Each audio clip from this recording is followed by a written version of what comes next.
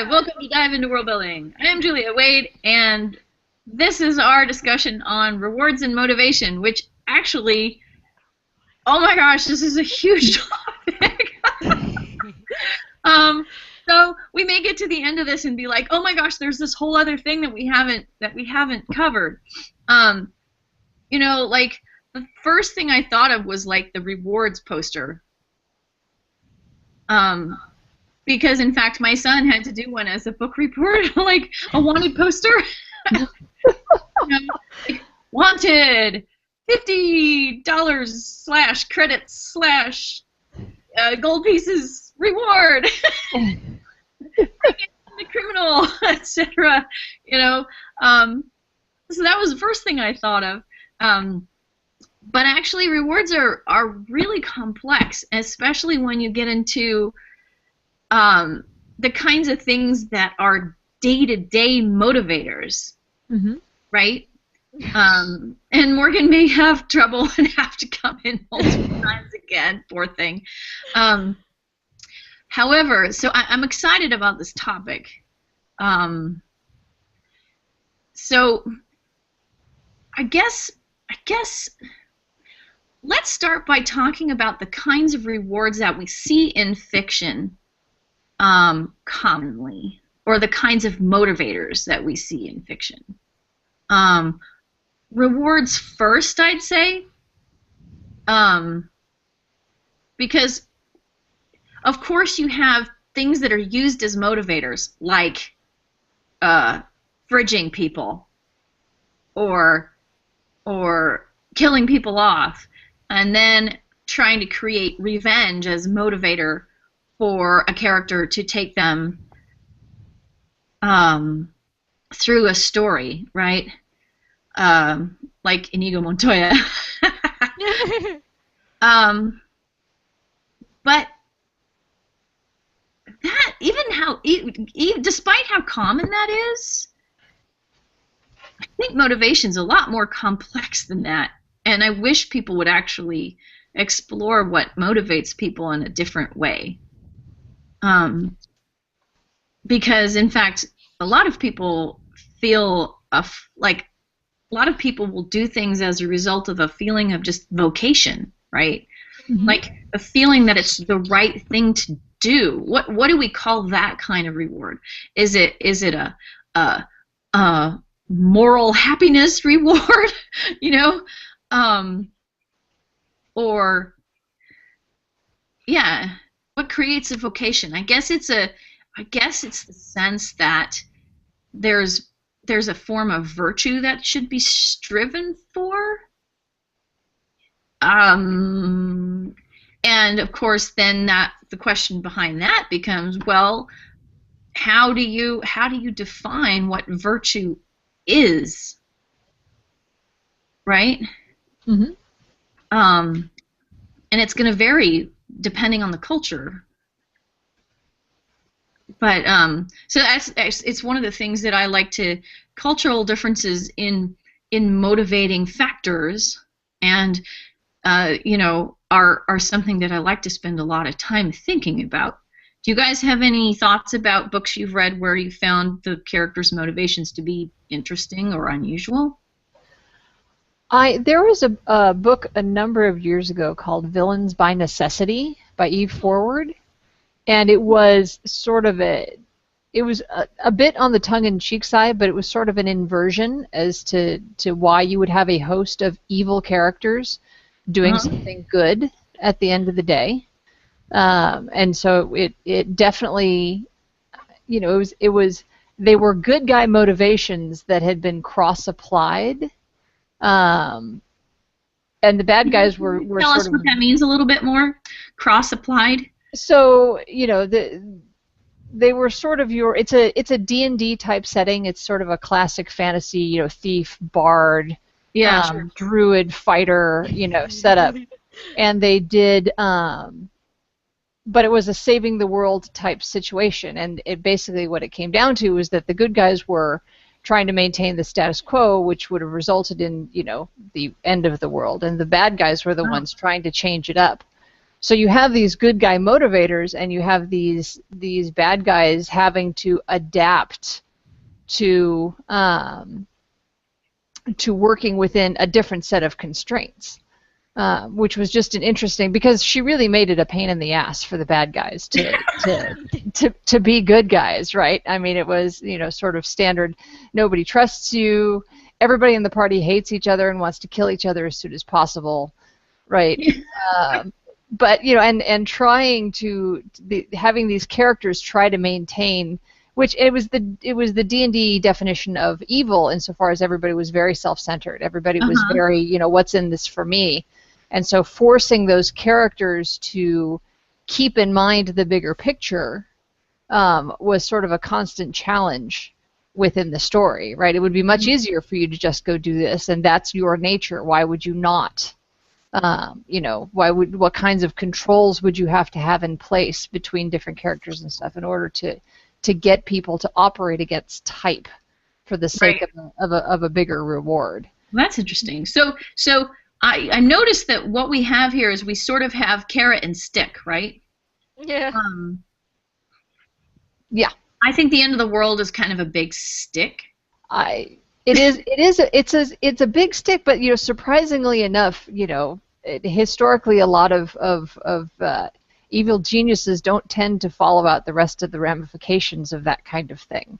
Yeah. It's not really fully explored by the people who seek it, right? Yeah, that's true. That's true.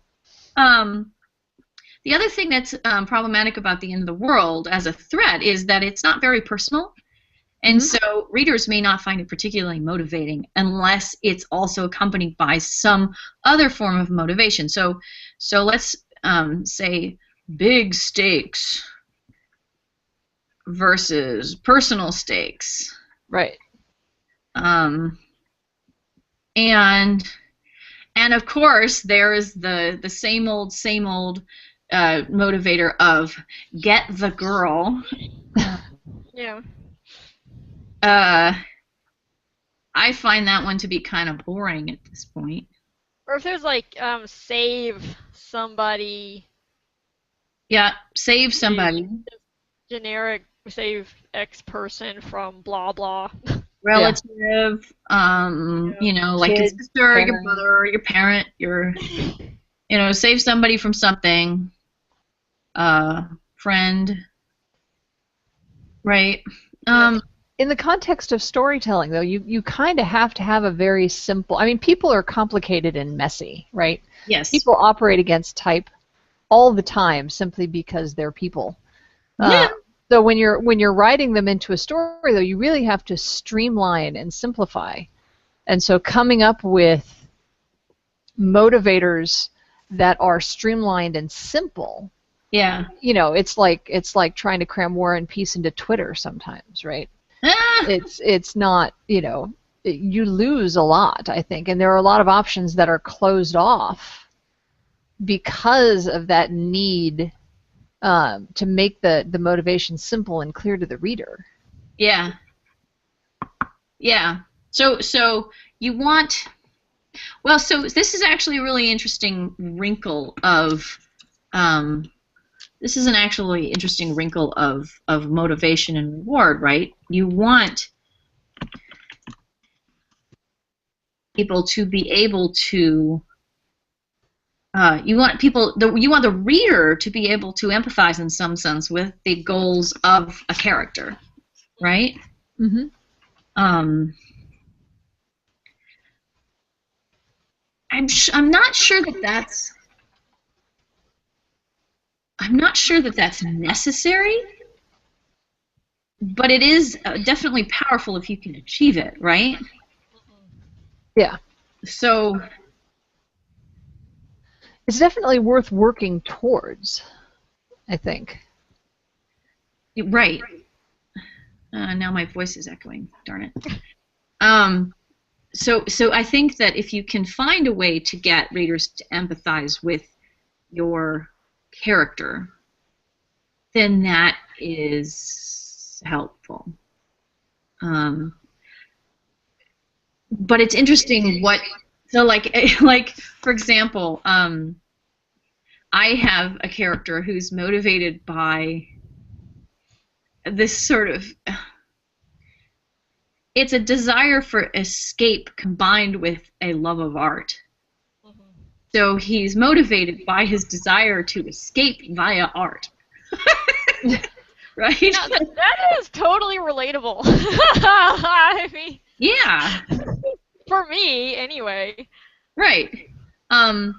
But there was one person that I showed this to, and he was all, wow, that's the most unmasculine motivation I could possibly think of. I'm like, really unmasculine? Are you sure? Because You know, there are a I lot of think, male writers out there.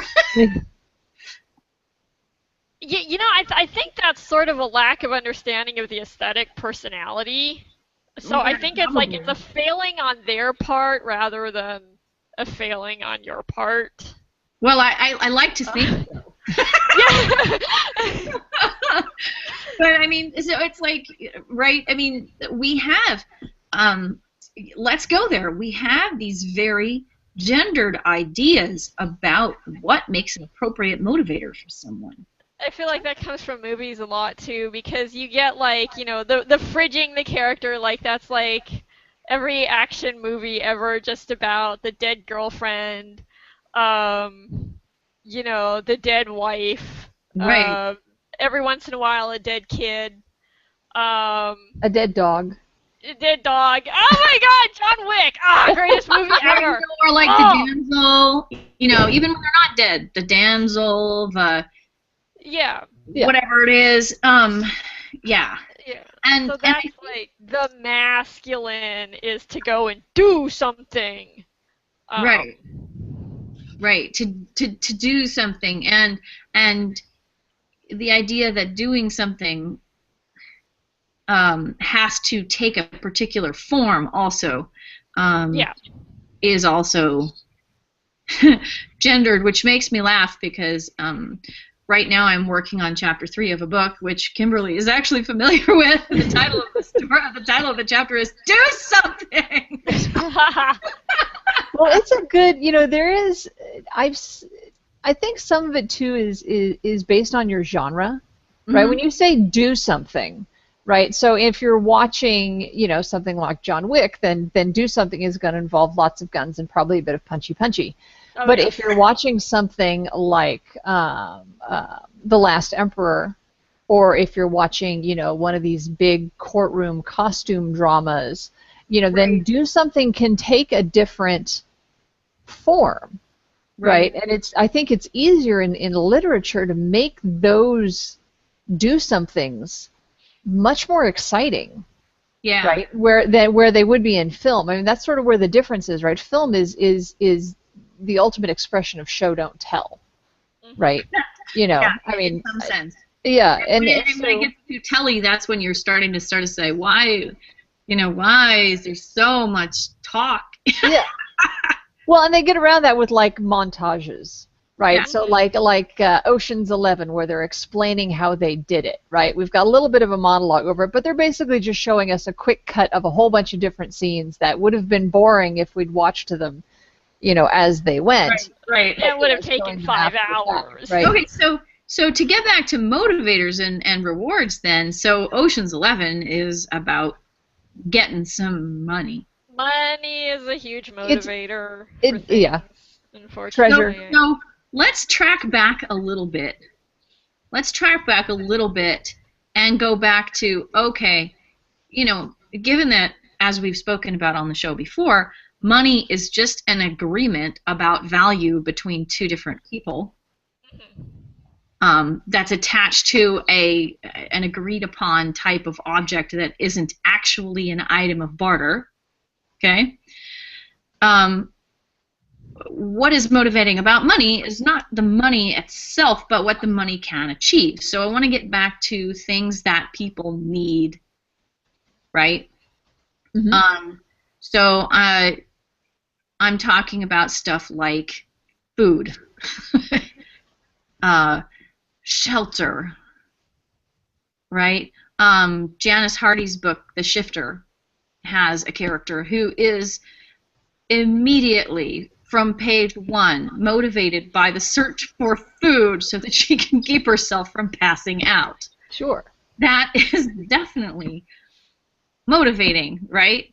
And also, you know, like the way that the rewards are characterized in the Hunger Games, for example. Collins, is that her name? Suzanne Collins? Suzanne Collins. Right. So if you think about the Hunger Games, the rewards for participating in the Hunger Games have to do with food, right? Not just for yourself, though that's part of it, but for your entire district, which is and also she goes and she establishes the fact that people are starving and having to try to hunt to stay alive, and they're not supposed to. And so you can have these very physical kinds of rewards. Those are super, super motivating. Right? And people have all of these ideas about what they can achieve via whatever means this is, the money, etc. Sometimes it's winning a competition with someone else. That's often that's a big one, right? Particularly in young adult or juvenile fiction. Right.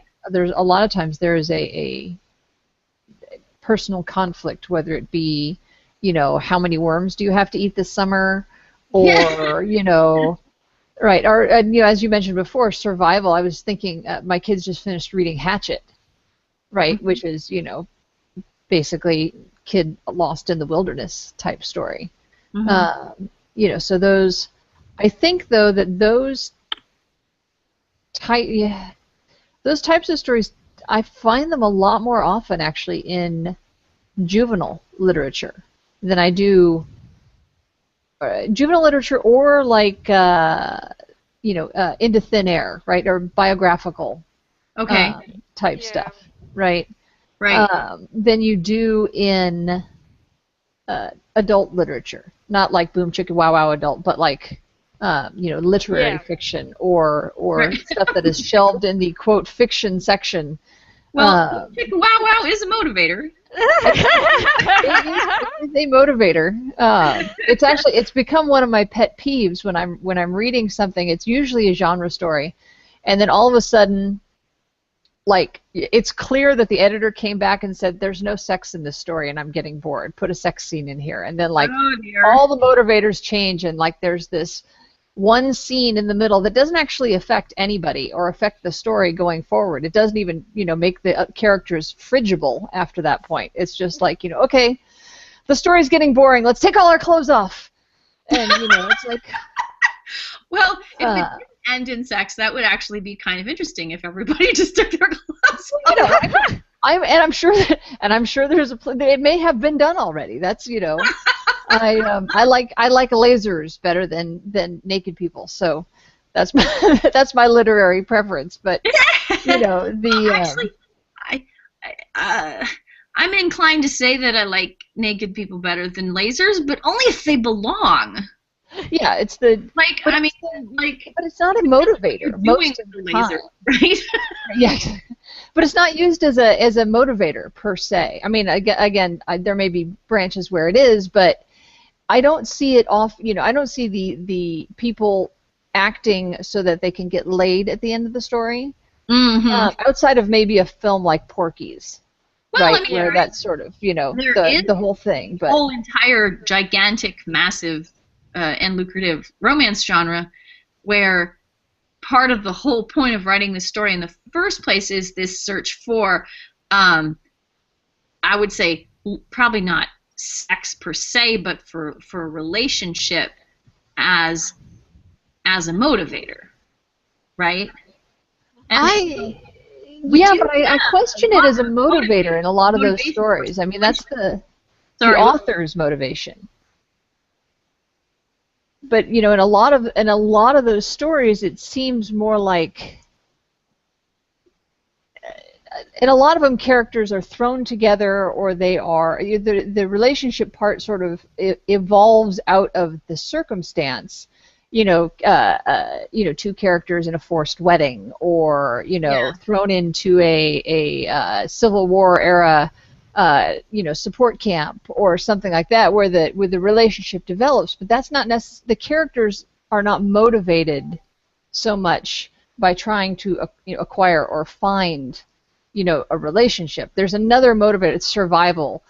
Making sure that the next 100 soldiers that come in, make it out the next day. There's some other primary motivator. Well, And I think in some sense that we're dealing with similar things to the whole saving the world problem, which is that if the relationship were the only motivator, it'd be kind of simplistic and boring, because people don't tend to have simple motivations, especially when they're coming into a relationship, right? So typically I think this is a good observation, actually, that you don't want a character having only one motivation during the entire story, because that reduces what you can do. It kind of oversimplifies the story and makes the people less people-like, right? True.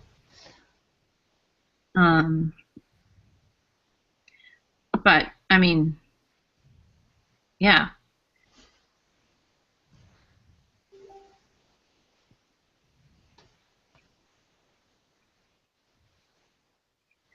Okay, so I'm trying to think about what context we should move into. Was political reward Yeah, motivation? I was thinking about competitions for heir to the throne, or it is sort of power rewards, right? Yeah, like. And that's a little bit less tangible. Yeah. There are elements of, there can be elements of wealth in that. Competition, obviously, wanting to be more powerful than a rival. Influence. Yeah. I was thinking of, the kinds of things that, so for example, okay, there was this thing that when my kids were in elementary school, okay, there was this, I think this was my son's class, there was this girl who always brought in fruit roll-ups, okay? Is a fruit roll-up a great motivator? You wouldn't think so, okay?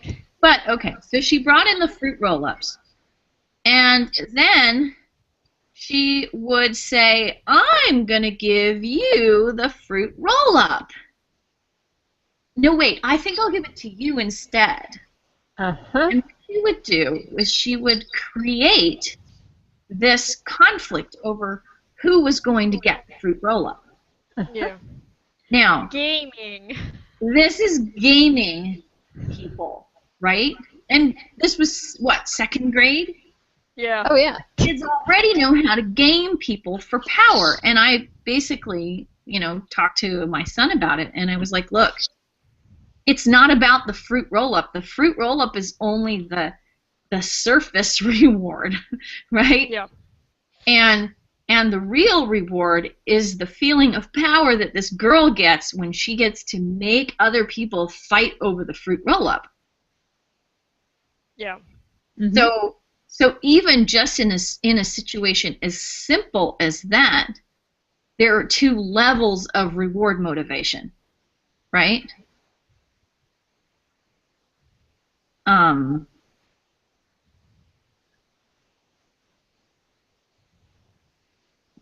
There's also the motivation of relief.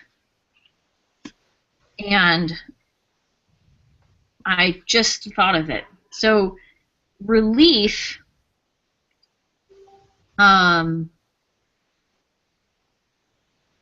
okay, Sorry, let's pause for a second because Morgan doesn't have a microphone.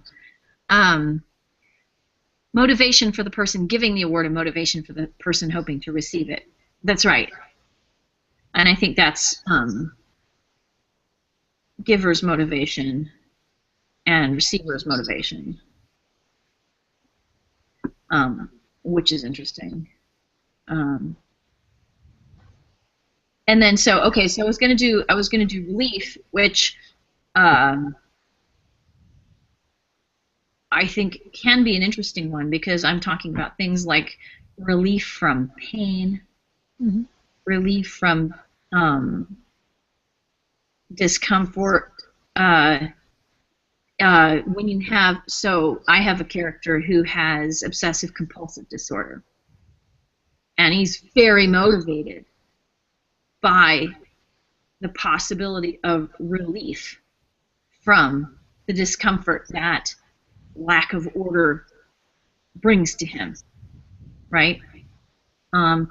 And he's willing to go very far out of his way to achieve that relief, right?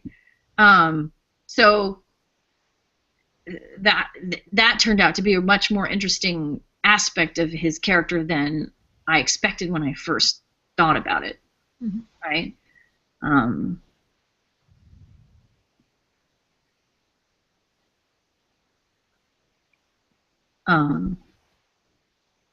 Escape, from a situation of torture or control or trappedness. That would be relief as well. Mhm.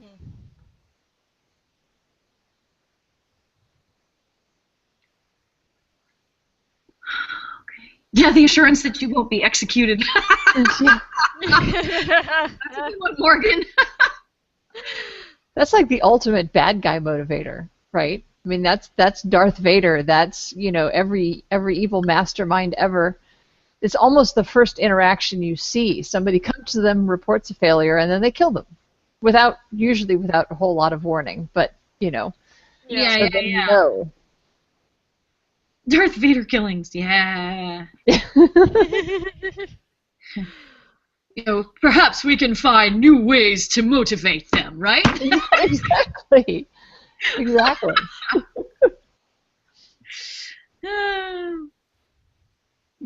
But again, that's threat motivation. Mm-hmm. Mhm. Well, it's Well, and it, I mean, it how is many? powerful. Yeah. Well, when you get down to it, how many different classes of motivation are there, right?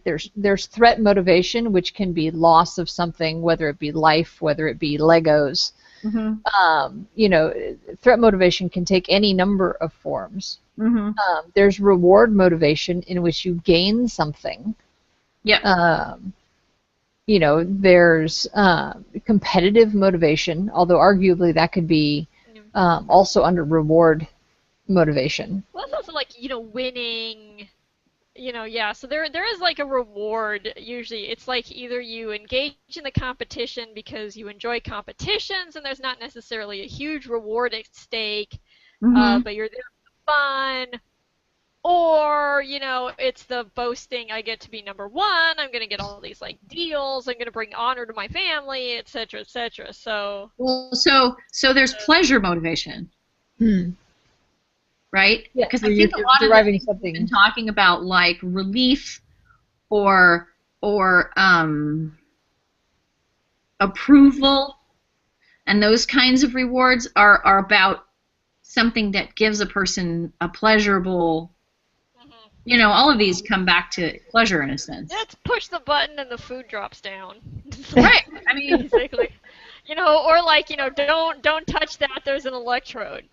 So it's like, those are like sort of the two fundamental, it's like, either like, oh, this thing causes pain or this thing gives me something I want. right. So it's like in a base animal aspect, there's two motivations, but we bring a lot of feeling to them Right. in real life. But upon that, I mean, so on top of that are all these very complex constructs, right? because we're trained to feel pleasure and approval and warmth, etc., under certain conditions. It's hard to tell whether some of those are innate or whether they're just trained, right? I think that comfort is a huge motivator, a feeling of connection. I just lost my video. Can you guys hear me? Yes. Yeah. Okay. I see you. So. My video's back. Yay. I was like, what happened to my video? Yeah. Yeah. So, I don't know. It's interesting because, like, for example, things like reputation, right? Reputation is a very complicated construct. But what it comes down to in the end is that people will shame you, or people will, or you'll, your family will get kicked out of their home because people won't tolerate them anymore, or, so I think, in a sense, a lot of these very complex motivations that we construct are basically constructed on top of these very, very basic psychological, physical kinds of needs. Sure. And then when you get cross cultures, right? So some cultures are driven by reputation or position, right, whereas other cultures are much less so. Yeah. And then you can run into a very in-depth conflict, or story driver based on right, that kind of information as well. So this, I think, is actually really good to get to, because one of the things that you can do in world building is you can construct a form of motivation, right? And it has to have a solid foundation. You have to understand why it would be a significant motivator in the story. But as long as you can have that string of logic holding together between what you've constructed and the basic human drives, right? Right. Then you can actually have pretty complicated forms of motivation that are actually very compelling, right? And so part of what you're doing when you're world building is you're setting up things like the normal, like you're setting up the concept of normal and what people have at stake in trying to preserve that normal, and what kinds of threats become operational when people disturb the normal, right? And all of that can be very complicated.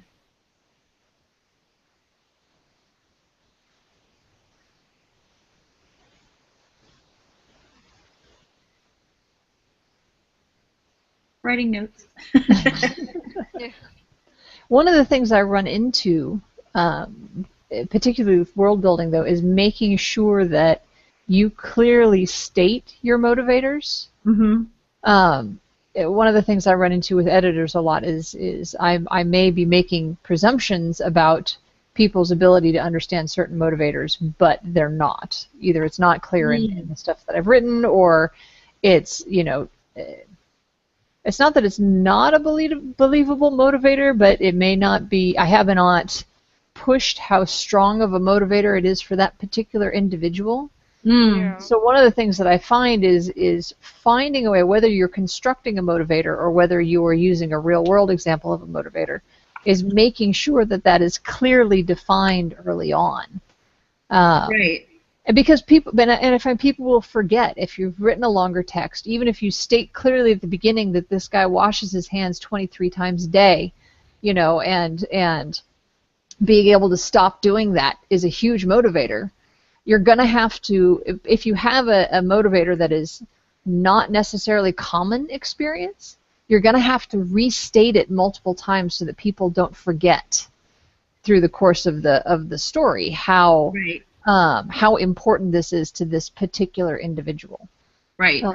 Though I will note that when you're dealing with actual OCD, the number of times you wash your hands is closer to like 200. Oh yeah, no, I was just riffing, but yeah. Yeah, no, just a little tweak there on the number. Yeah, for sure. Absolutely. Yeah.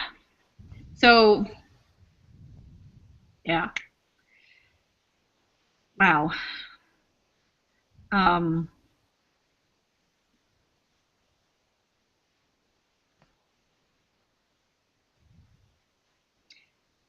Here's another one.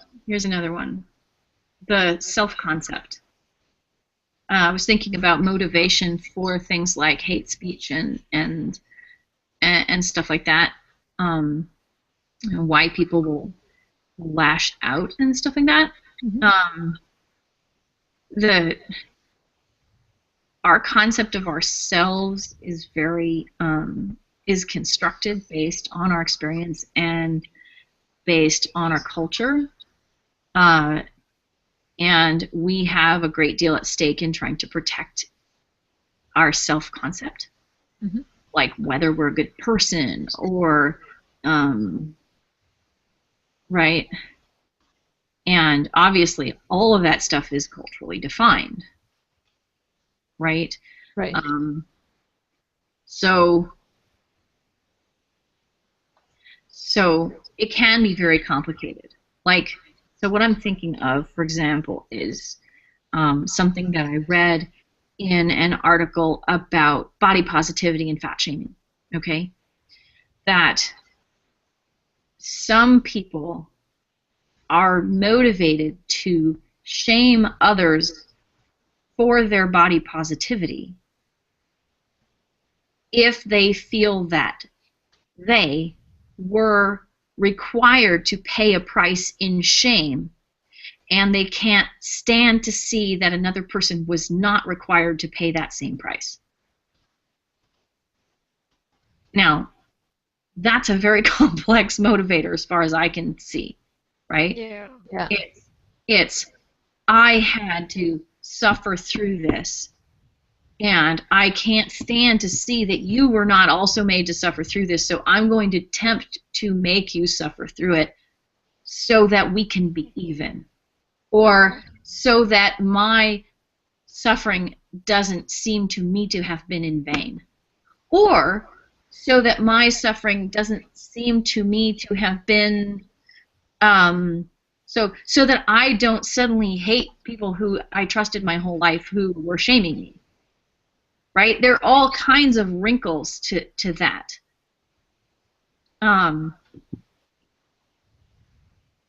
If you see what I'm saying. That it's a motivator for hate speech, but it's actually a very complex one. Mm-hmm. If that makes sense. And I think a lot of people, because honestly, we come back to, well, what motivates a bad action, right? Right. And sometimes it's just, well, I've been told all my life that I can have anything I want and I should just take it. And there it is. That's what it comes down to on a basic level. Or you can have these very sort of counterintuitive things going on, like the example that I just explained, that have to do with preserving your sense of self and your own concept of yourself, and also the concept that you have of the people around you, and whether you should not have trusted them all this time, for example. I mean, because it's terribly, terribly upsetting to say, wow, suddenly I've learned some new information, and now I realize that the people around me have been treating me badly for a long period of time when I thought they were trying to help. What does that say about me for putting up with it? What does that say? You know what I'm saying? Mm-hmm. So this is where you get into sort of how gnarly this can be, right? Because, I mean, we talk about motivation as being a sort of pleasure versus pain thing, but it's not even that straightforward. right? Yeah. Well, you also start to run into, as sort of a corollary to that, you run into points of commonality. Right. Right. There's a desire to find a connection with another person, and sometimes people make very bad decisions about how to make that connection, right? This is where we get into, the kid who always punches you in the back of the head ends up being your best friend, in fifth grade, right? Right. Because they're trying to force a connection, and in their experience, that's the way to do it, right? By punching you repeatedly in the back of the head until you pay attention to them. So it gets, it can get very messy. Yeah. But how do you, on the one hand, that's enough of a common experience. The complexity, I think, is common for enough people where you don't have to detail out the complexity if you're putting it in a story. Right. But I think that if you can, it makes the character much, I hate to use the term sympathetic, let's go with relatable, which can give you a very powerful character through that process. Yeah. Yeah, and of course you have, and this is, I'm trying to parse what Morgan's writing in the chat. Yeah, I was just saying, I like popped up, I'm like, wait, I gotta read this.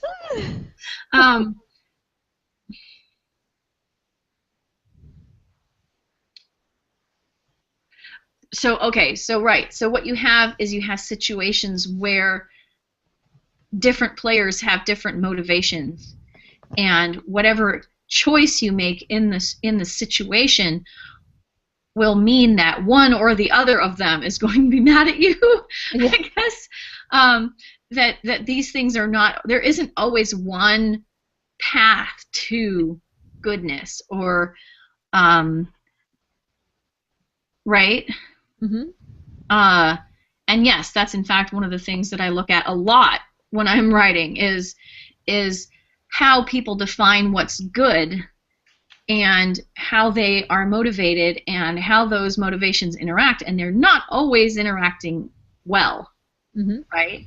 If you make one, pick one path, then the following bad things will happen. If you take the other path, these other following bad things will happen. There is no sort of necessarily best path, or possibly there's a best path, but it's only just a little bit less horrible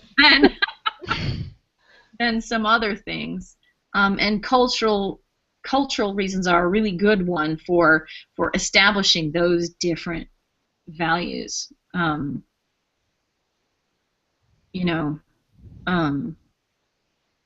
Like for example, okay, so here's an example of cultural differences in my book, which is that the nobility put a lot of value on sharing information, right? Mm-hmm. And transparency and being able to trust people, etc., right?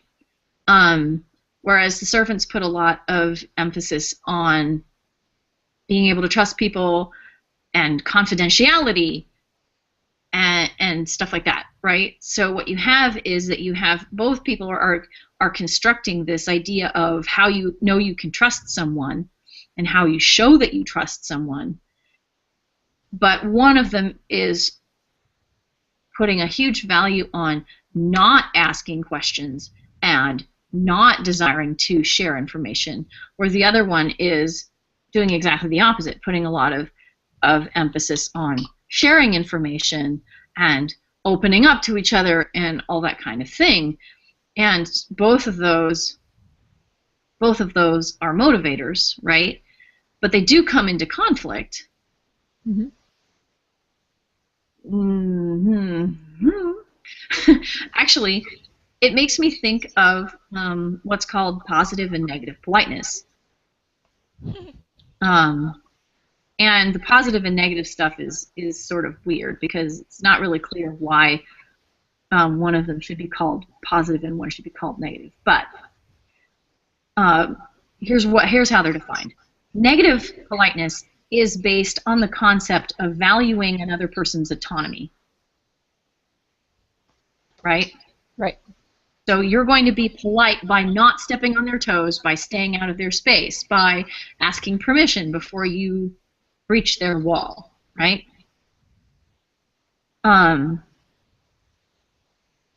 Positive politeness is almost the opposite. Okay? It is values solidarity. And so you achieve success in positive politeness by making moves that place you inside the person's wall. Right?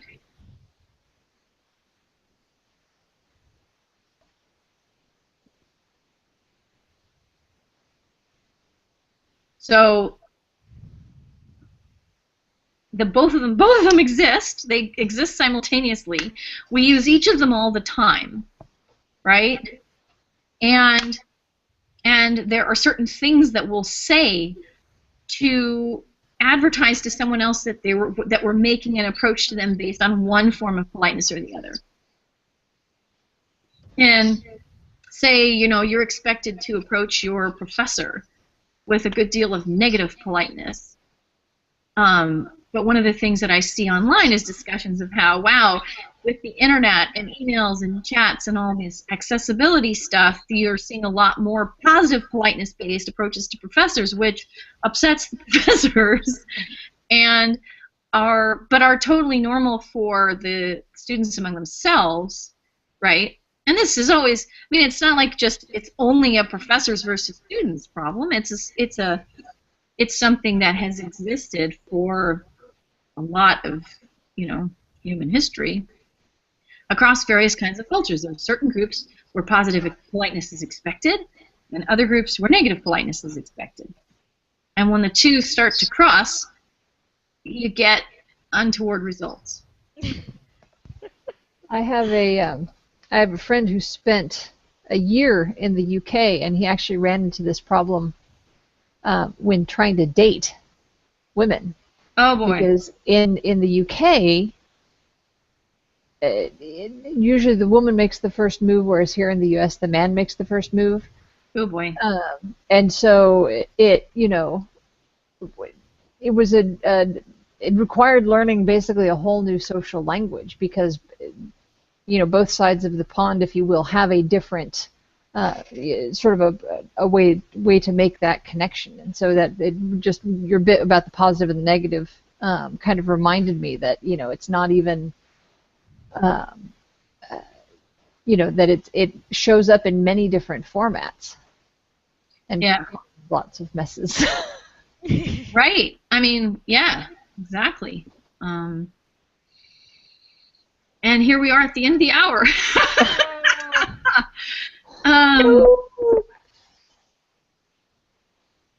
Yes, Morgan is observing that in college they had professors eating in the same dining hall as the students, sometimes at the same time. And there are different contexts in which you interact in different ways. Mm-hmm. And it's relatively easy to know how to interact with a professor in class or office hours, not necessarily in the dining hall. Totally. Yeah. Very much so. Totally. A lot of this stuff is context-based. Yeah. So. And you do run into problems when context slips. I knew some professors who who outside of class were very casual and congenial, but inside class were very strict and right. had very clearly defined rule sets. And if as a student you didn't pick up on those two contextual differences, right, it could run you into trouble if you were acting too casually with the professor inside the walls of the classroom or inside the walls of the office versus, if you guys were having a pint down at the co-op. Yep. Yeah. All right. Well, I'm gonna call this a well-covered topic, and so I have a couple of announcements to make here at the end of the show. One is that we're going to be having Ken Liu as our guest this month. He's going to be joining us on June 22nd. And I believe it's at the regular time, but I will confirm closer to the date. And so I'm really excited about that. He's going to be talking about his collection that's coming out, Paper Menagerie. Great. And then the other thing is that I've been setting up a Patreon, which is actually going to function as a workshop in combination with the show. And so I should be coming up with that in the next week or so. I'm hoping. Putting things together. There will be rewards. Rewards will be great things like brainstorming prompts and being able to ask me questions for your world building, having me do an analysis of 500 words of your text, various things like that, and you should be able to interact with it, and the whole thing will kind of function as not only as a support for the show, but also as a workshop. So anyway, I'm kind of excited about it, and I will be talking more about it going forward. In any case, next week, I don't think we're at the 22nd yet next week. So do we have a topic for next week? No.